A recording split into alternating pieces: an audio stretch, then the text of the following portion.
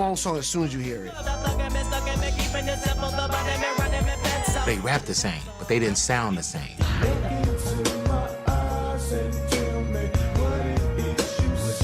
Bone Thugs changed the game. I see 5 killer real niggas ready to roll wherever I go.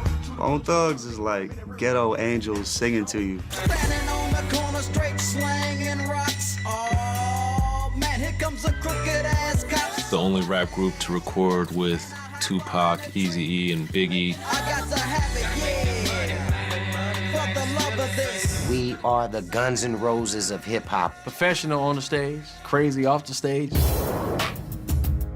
The judge just decided to throw the book at him. It almost took my life. I was constantly running, I was constantly high, I was constantly drunk. We tired of looking stupid. We tired of making excuses. They were just surviving by any means necessary. Break up, make up to break up. Story of our life. Uncompromised. Unrecognized. Unparalleled. Unsung. The story of Bone Thugs in Harmony.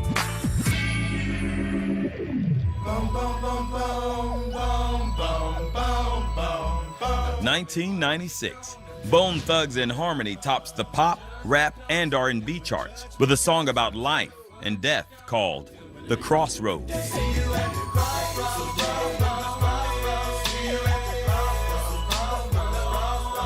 You played that in your car. You played that when you were happy. You played that to chill. You played that to smoke. You played that when you heard your homie died.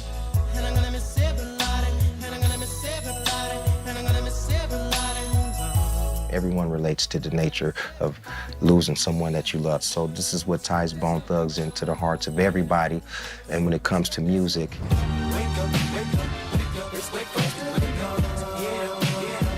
Throughout the 1990s, Bone Thugs in Harmony united fans around the globe with a fresh mix of heartfelt harmonies and head-spinning technique. This is like Temptations meets Run DMC meets the Ghetto Boys.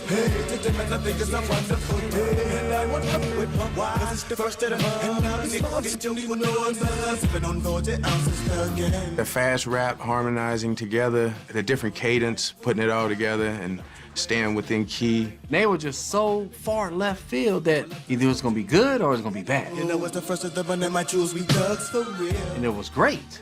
When I was on the shoulder, part of me went wrong. And then that happened when the bone was coming up so strong. We just wanted here to see what we do. You motivated us at the shows we seen you. The members were just as tight off stage, bound both by family ties and the hard times they'd struggled through together. All we had was each other, you know what I mean? And music carried us a long way. we're like 5 people from the gutter.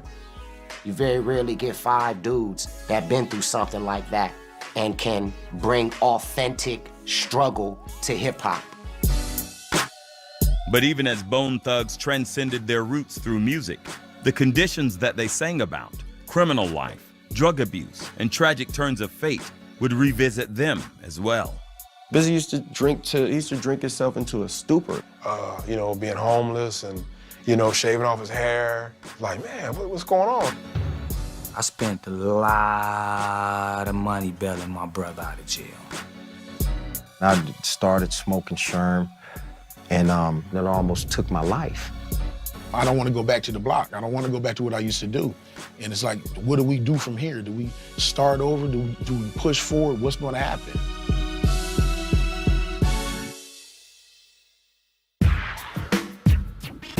The 5 teenagers who became Bone Thugs in Harmony, brothers Lazy and Flesh and Bone, their cousin Wishbone, and close friends Crazy Bone and Busy Bone, came of age together in an area of Cleveland called Glenville, on the far side of the American dream. We came from nothing for real. Look around, I mean, look what it is. This is nothing. This is where we come from. Like, I went through their neighborhood once. Ooh, I'm from the Bronx, and I was like, that's ghetto. The drug scene heavily impacted the inner cities and all of that stuff, and it can be just as crazy in the metropolitan Glenville area as it is over there in Manhattan, Watts, Compton. That's Cleveland for you. And well before the future stars got to rapping about life in Glenville, they were living it. They was trying to jack some or sell some or steal some, you know what I'm saying? They wasn't no partiers. They were street cats. Hustling, struggling, dead bodies everywhere, gunshots, 38 cost you 40, 50 bucks in the hood. You know, kind of an environment for us. Like while we stood on the block and kicked it all night and was out doing our thing as children, we would stand around and sing old songs. You know what I mean? And then singing old songs turned into, well, let's harmonize right here. Smoking hydro, feeling fine, slow sipping on wine, yeah, ghetto wine. You picture back in the olden days when everybody be out there standing around the burning barrels, cold outside, and everybody sharing a note or two. Just like that, we did it the exact same way. Like the Temptations. And we always had a contest of who could put the most words in a verse or in a bar. You know, and that's how the rap starts speeding up eventually over time. From that point on, like, we start rapping in the hallways and battling other people in school, and we formed a group called the Band-Aid Boys.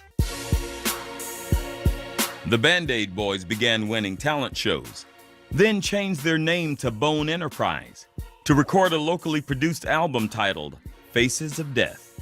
I'll never forget when we first got the first copy of Faces of Death, you know, seeing our faces on there, our name, and just our music, you know. We thought we was on our way, but, you know, it only got harder because the Cleveland scene is limited. So we was like, bro, we ain't gonna make it up out of Cleveland if we don't leave Cleveland. So the 5 friends, now calling themselves simply Bone, hopped a Greyhound to Los Angeles in hopes of contacting their idol, NWA founder and Ruthless Records owner, Eazy-E. When we rode out there with 20 blunts apiece, couple of bucks, but it was just getting up and going. It's go mode, you know, it's time to take a chance.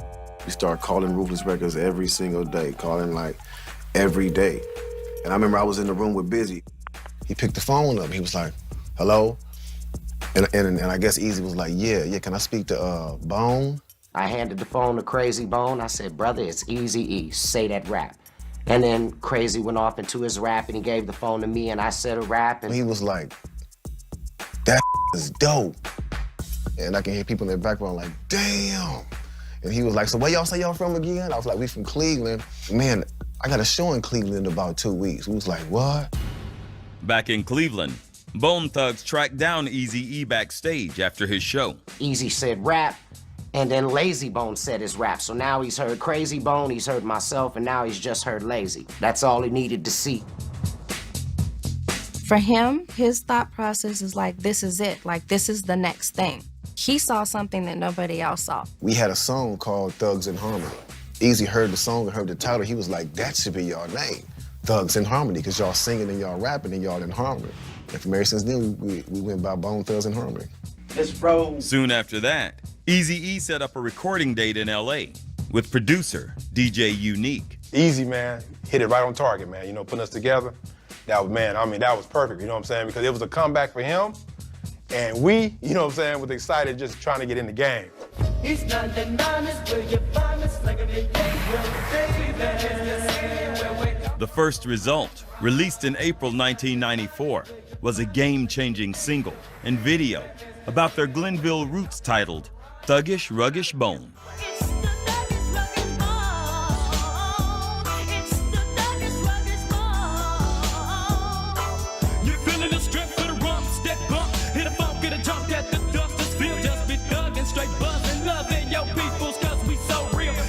I just hadn't heard anything that combined that quick staccato rhyme style with a melodic hook with very dirge-like dark music.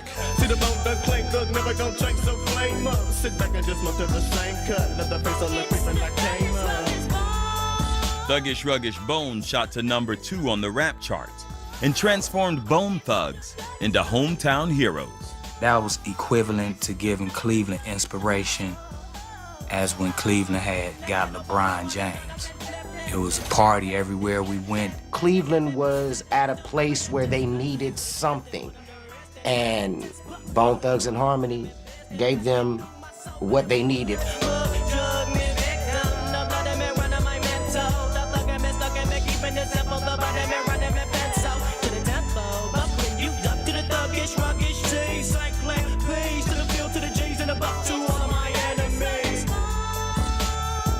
As Thuggish Ruggish Bone rose up the charts, Eazy-E signed Bone Thugs to a long-term deal.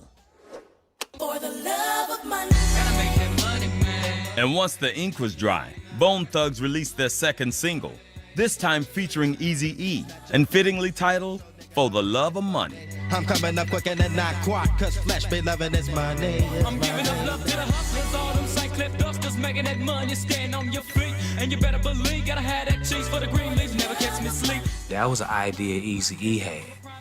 You know what I mean? He pulled that record out the cut like that's something he wanted to do, something he wanted to be on. Eazy-E, CPT or Eric Wright, it's all the same. Now those might trip on how I stacks my grip. I got to have it, yeah. We doing it because we love the music, but we doing it because we poor as hell, and we trying to get up out these Cleveland city slums, for real.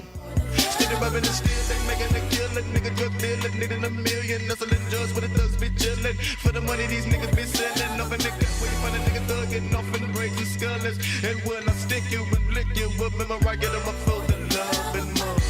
For the Love became Bone Thugs' second top 10 hit. And once more they shot the video in Cleveland, with Eazy-E aboard for the ride. We ain't never had no celebrities in the hood back then. And to bring who we used to see on TV, who we used to bump in our cars, E to the hood. You know, working with your childhood mentor, it was like we was dreaming. We got Eazy-E on 99th and St. Clair. It don't get no better than that. I'm looking at the news and they're like, Eazy-E has just passed away from AIDS. What? Passed away?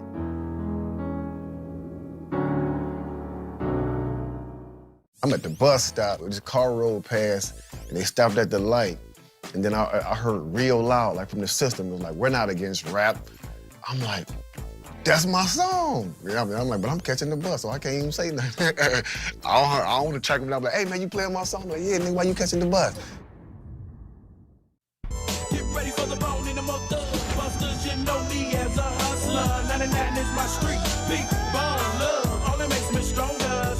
With back-to-back top 10 singles, Bone Thugs and Harmony had become hip-hop royalty in their Cleveland hometown.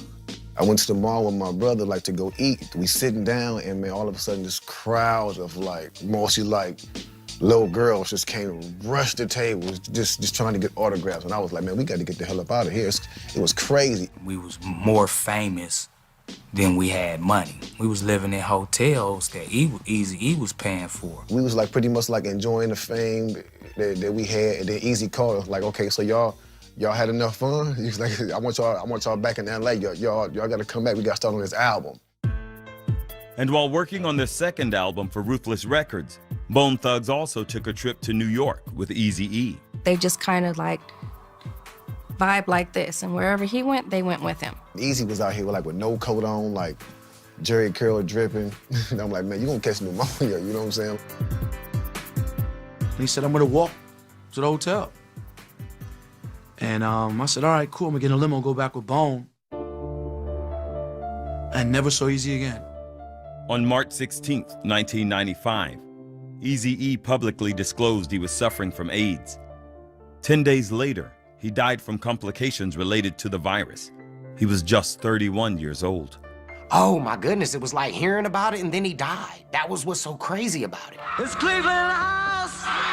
It was just almost unbelievable. To this day, it's still unbelievable to me. We was with E every day. It was like, okay, we gonna do this and this and this and that and that until, like, damn, what we gonna do? Because our mentor was gone. While mourning Eazy-E, Bone Thugs paid tribute to their mentor by dedicating to him the album they just completed, entitled E1999, Eternal.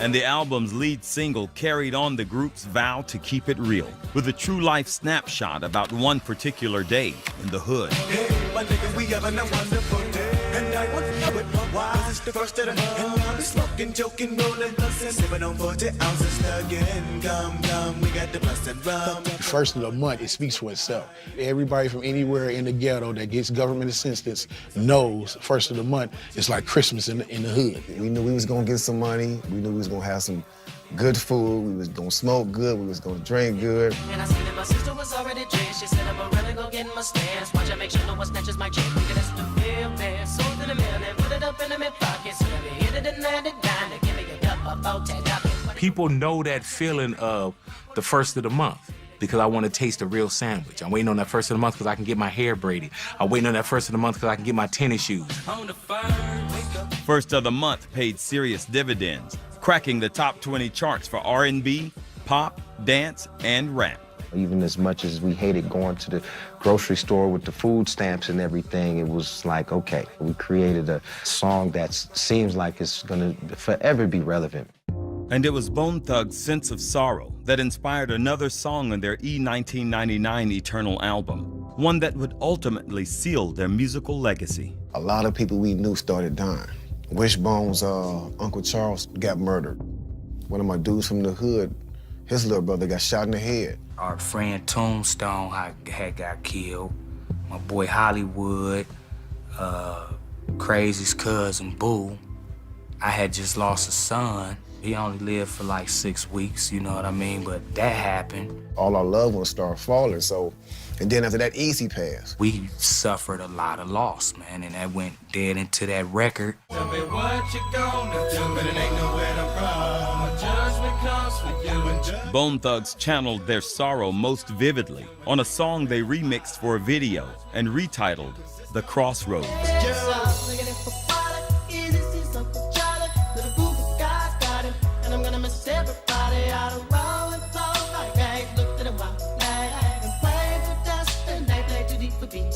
They just all come in there, man, and every member, man, throws a part in there that just take it to the next level. Ooh, what can I do? It's all about the family and how we grew. Can I get a witness? Let it unfold. We live in our lives, so we turn our soul. Hey, oh, hey, And we're praying every day. It was almost like Eazy-E was reaching out to me from the grave through these guys. Still hard to watch that video. I still get a little bit uncomfortable just because of how alive Eric is, man. The Crossroads hit #1 on 3 charts, sold double platinum, and won the Grammy for Best Rap Performance by a duo or group. That was the biggest moment of our life at that point. Mom, I'm on the Grammys. Those are what the dreams were made of. Those are the reasons why when you're a kid, you say, I want to become a singer when I grow up.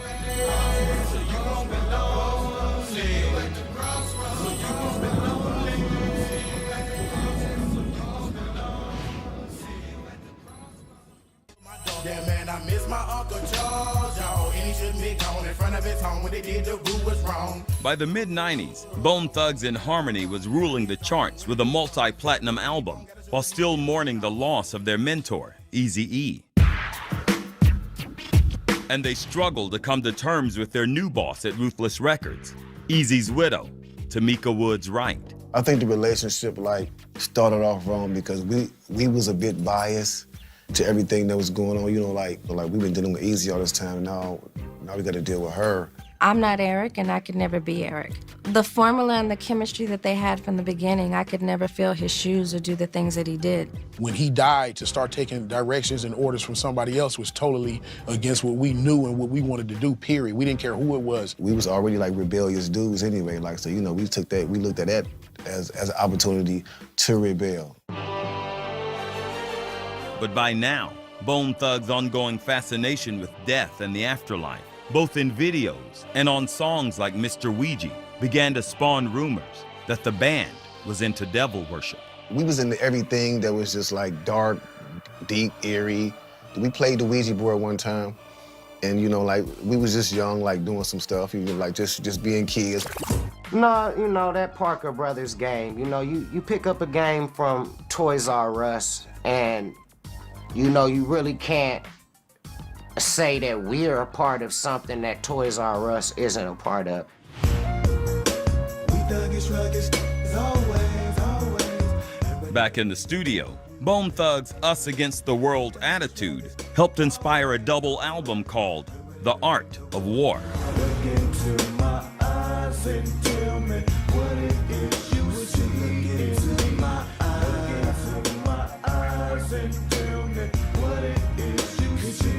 And the first single from that album took aim at rappers who Bone Thugs felt were biting too much off their original style.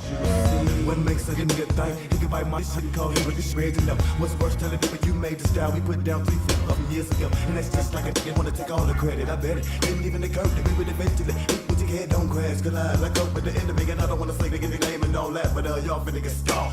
It was like really one of them Bone test me, challenge me type songs, you feel what I'm saying?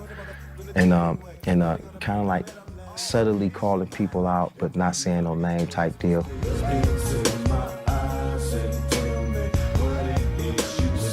You know, we tired of hearing it. Like, leave our style alone. Like, quit biting. It's also a song of people really looking at what's going on with each other and in their lives. You know, you have pain, you have frustration, you have anger. And it's like that, you don't want that, come and get some pap. But Busy Bone boycotted the video for the song.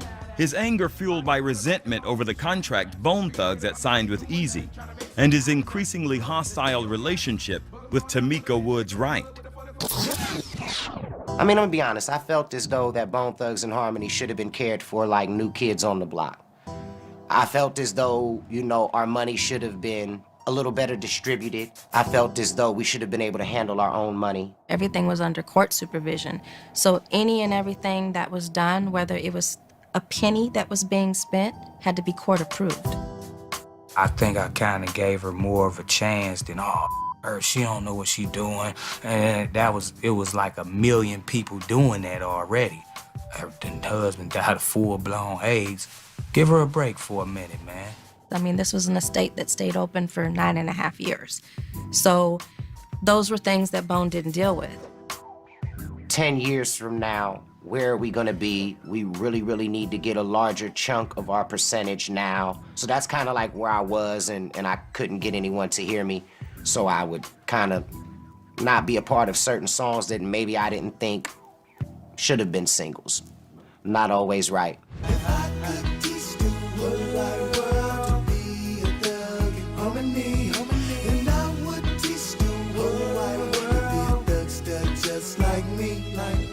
Despite the drama, Bone Thugs scored a second hit off their Art of War album with a more reflective song titled If I Could Teach the World.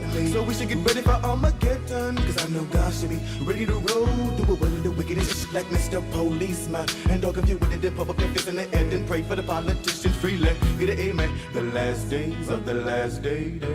That's one of those songs I could see Michael Jackson like covering. I feel like Michael Jackson could have covered If I Could Teach the World.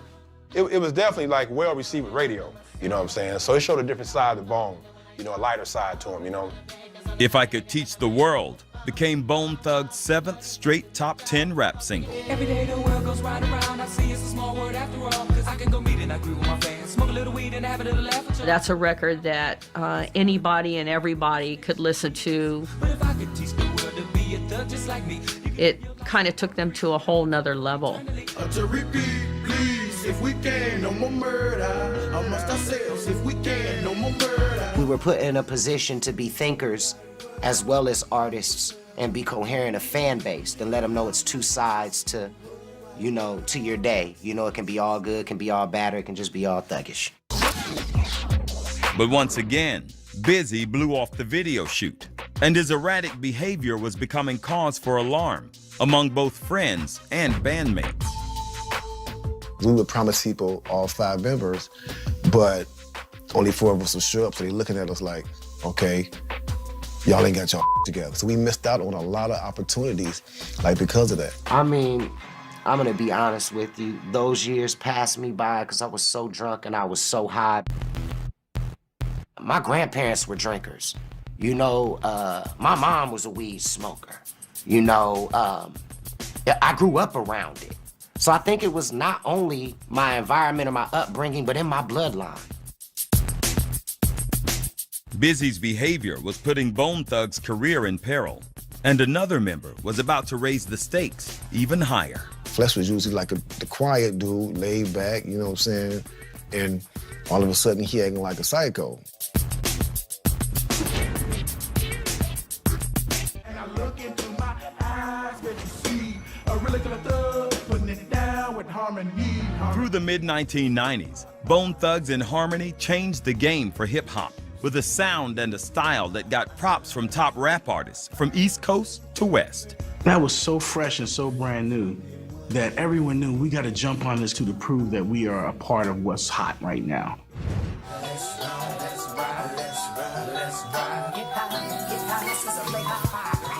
Underscoring that respect, in 1996, Bone Thugs collaborated with Tupac Shakur on a song called Thug Love, then recorded another song with his rival, the Notorious B.I.G., titled Notorious Thugs.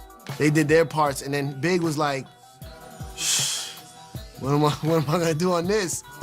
Armed and dangerous, ain't too many can bang with us. Straight up, we no angel dust, label us notorious. And that's when we learned, as Biggie fans, how dope they were to make Biggie change his style. Big come through with mobs and crews, good fellas down to the most of dude. Who's the killer, me or you? We forgive you, for you know not what you do. 7 a.m. woke in the morning with Henny, caffeine, and green, and nicotine. No dose, so pop a couple of dope that I ripped up. Nigga, Mr. Clean, nigga, clean. Like Biggie got into their car and rode with them. Biggie knew these cats are killing, and this is the way that this should sound. You know what I'm saying? Bone and Biggie.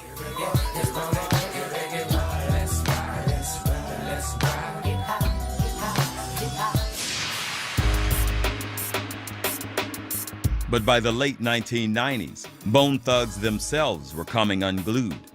Busy was escalating his personal conflict with Tamika Woods Wright by telling a magazine writer that she had boasted about keeping the group drunk and high.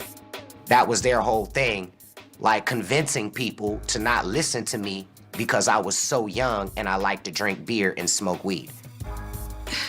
How can I say? It's easier to put the blame off on somebody else than take responsibility. Keeping you drunk and high all the time wouldn't benefit me because it's a distraction.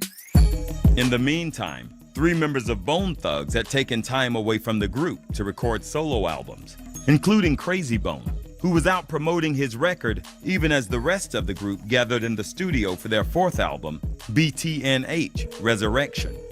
I get another call from Lazy and Busy one day while I was on the road, and they're like, yeah, bro, you know, we understand what you're doing, you know, you can keep doing your album, but we're about to start working on this album without you.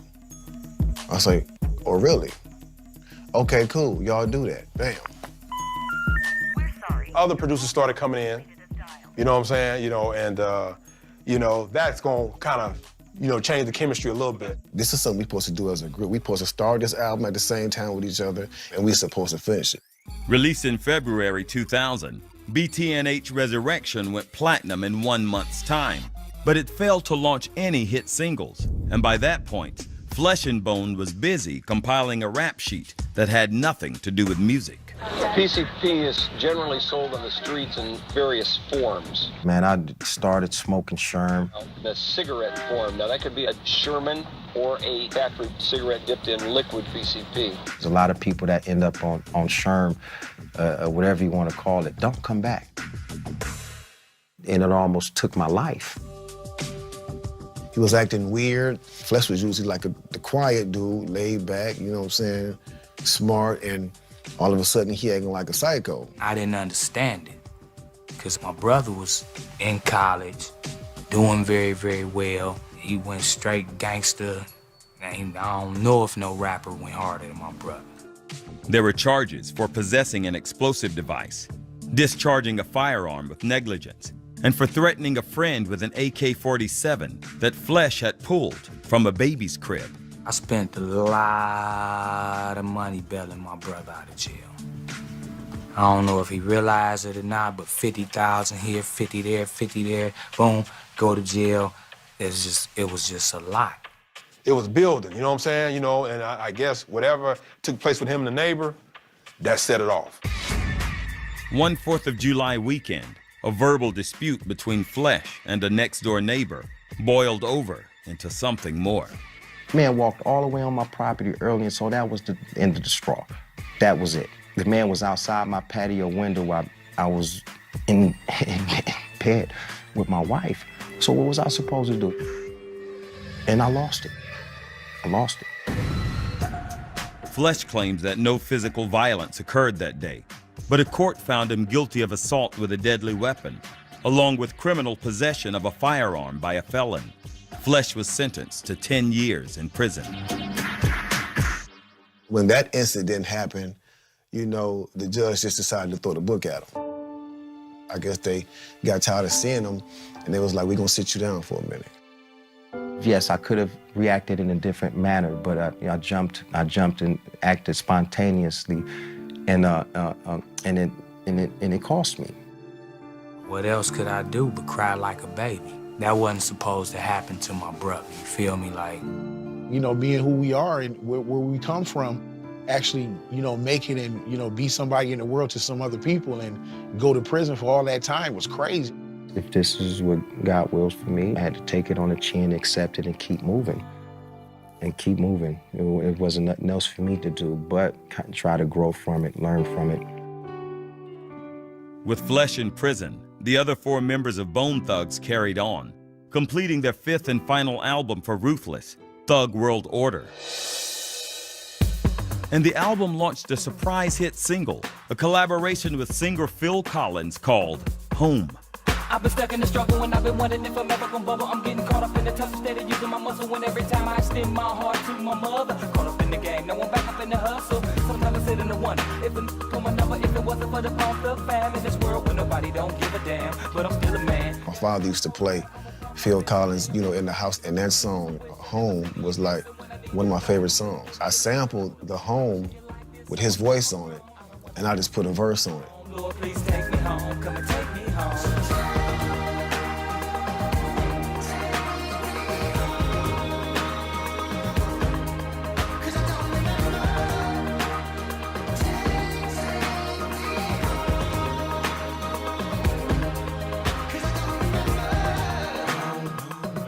Heard the song and he liked it.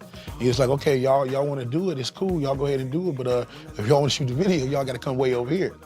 To Switzerland, come out to where I'm at to shoot the video. And he was like, hell yeah, so let's pack it up and go, let's go. Hanging up on the block, thinking that that's in the couch clock on the night shift. Didn't think I'd ever make it out of the ghetto. we kicked it with Phil Bone. You know what I mean? We called him Phil Bone. He was down to earth, cool. It was cold out there, man, but he stayed outside with us like all day, just, it was real cool.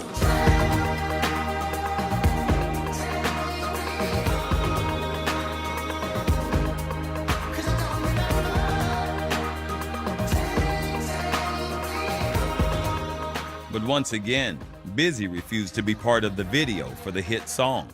I was null and void to it because I was constantly running, I was constantly high, I was constantly drunk. We tired of looking stupid. We tired of making excuses as to why this dude is not here. So in 2003, the other members of Bone Thugs announced that they had kicked Busy out of the group. You know, he was just totally, you know, acting crazy or whatever, just in his own world at that point in time. And it was, you know, we was just like, you know, that's enough is enough. This dude's over here, this dude's locked up, y'all over here, everybody doing their thing. Nobody thought that they can get Bone together. I accidentally shot Wishbone with a shotgun, and he was driving. So when I cocked it up, the gun went off like boom, and it shot him it hit him in his leg. Oh man, you shot me. I was like, no, I didn't. You know what I'm saying? My ears was ringing, everything. I was like, what you gonna do? He was like, I'm driving to the hospital. And when he got to the hospital, he actually pulled over. He was like, you should jump out because they're gonna know you did it.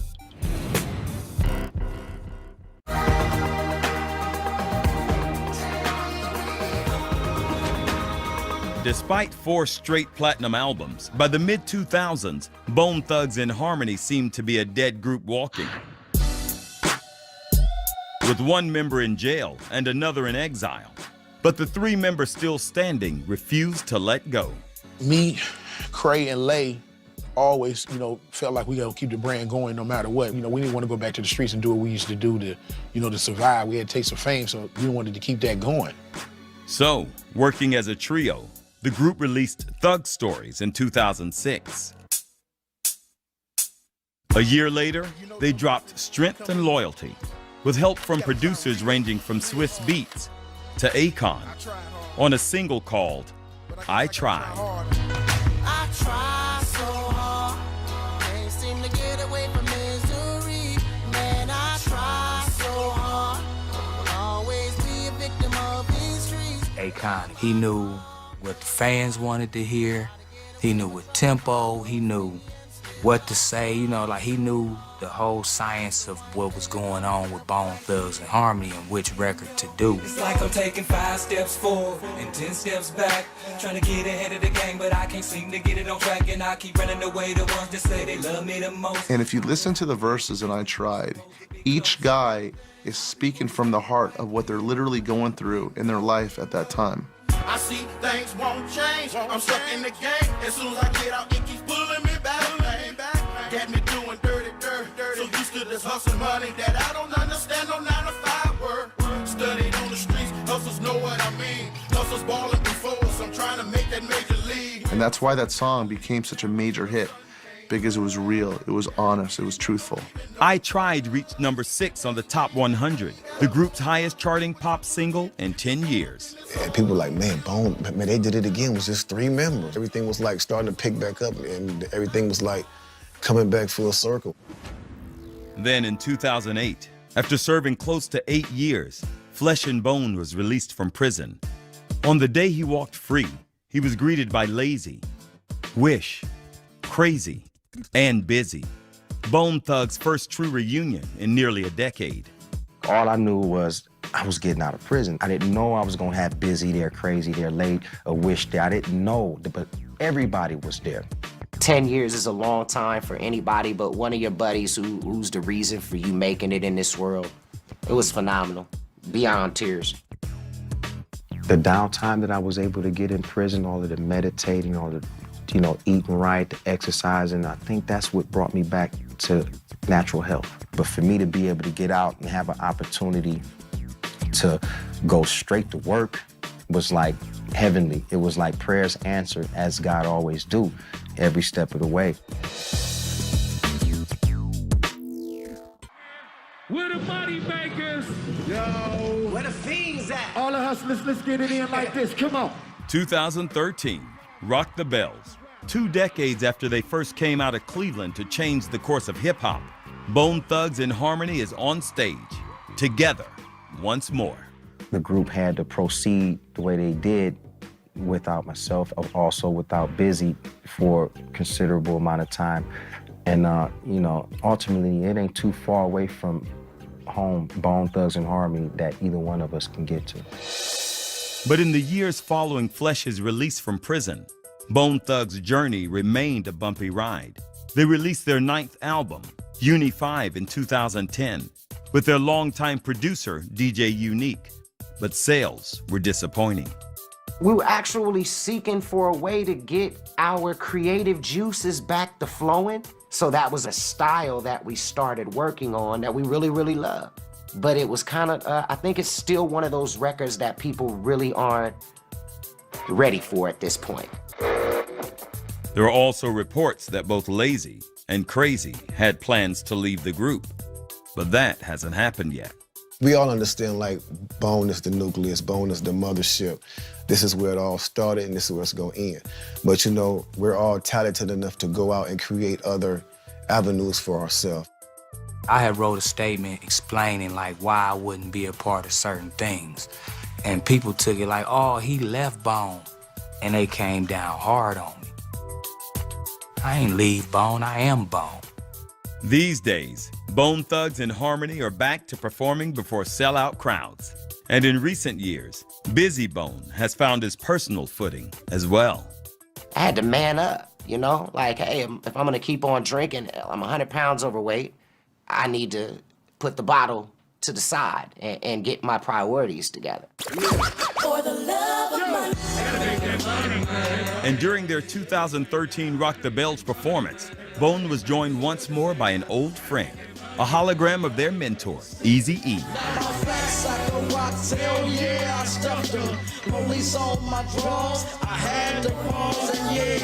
Man, it was crazy, like, to be on stage with Eazy after all that time, you know, because we didn't get to do many shows with him while he was alive. I think their music gonna be around for a while. Hopefully they should be in the Rock and Roll Hall of Fame. Or if not, we'll start our own Hall of Fame. It's the Thuggish Ruggers Ball. It's the Thuggish Ruggers Ball. They've grown through the experiences, and you know, through every experience that you go through, you're gonna have scars, you're gonna have wounds. I'm proud of them because through the highs and lows that they've gone through, they survived. If I could teach the whole wide world to be a thug in harmony. Trendsetters, innovators, and motivators. Bone Thugs and Harmony is one of a kind. We can come together or split apart when we want to because, you know, we are creative individuals, so we're gonna do what we gotta do. I think deep down, Bone Thugs and Harmony always knew the game. You know, we're not gonna ever not be together. We're gonna always be homies. You know, always gonna be brothers. And I would teach the whole wide world to be a thugster just like me. We really love each other, first of all. That's all the tough guy out the window, all that. This is what makes us and glue us together and makes us who we are. In the long run, it'll be Bone Thugs and Harmony, whoever go first, carrying that casket. You feel me? Like, that's how we go to the grave with it. And I would teach the whole wide world to be a thugster just like me.